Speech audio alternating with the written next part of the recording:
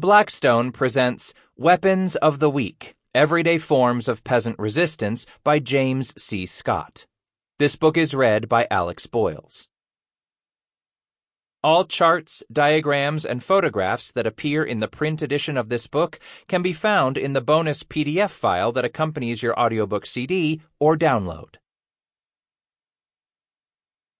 For Skip, Bernice, and Eleanor, and with gratitude to Z and other friends in Sedaka.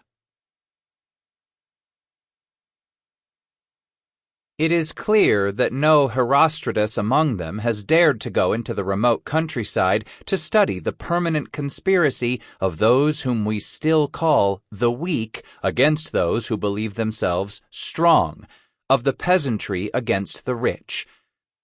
Is it not critical to portray at last this peasant who thwarts the legal code by reducing private property into something that simultaneously exists and does not exist?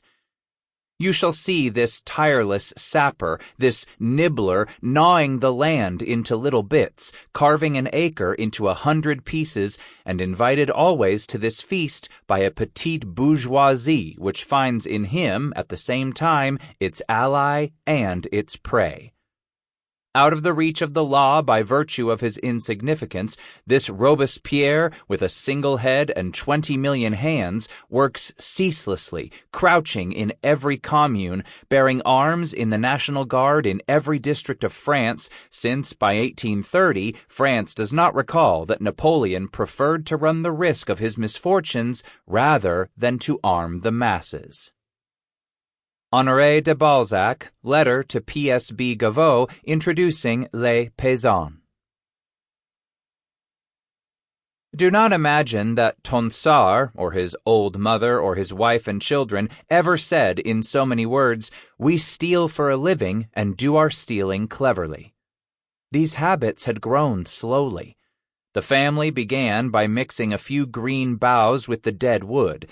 Then, emboldened by habit and by a calculated impunity, part of the scheme to be developed in this story, after 20 years the family had gotten to the point of taking the wood as if it were their own and making a living almost entirely by theft. The rights of pasturing their cows, the abuse of gleaning grain, of gleaning grapes, had gotten established little by little in this fashion. By the time the Tonsards and the other lazy peasants of the valley had tasted the benefits of these 4 rights acquired by the poor in the countryside, rights pushed to the point of pillage, one can imagine that Sample complete. Ready to continue?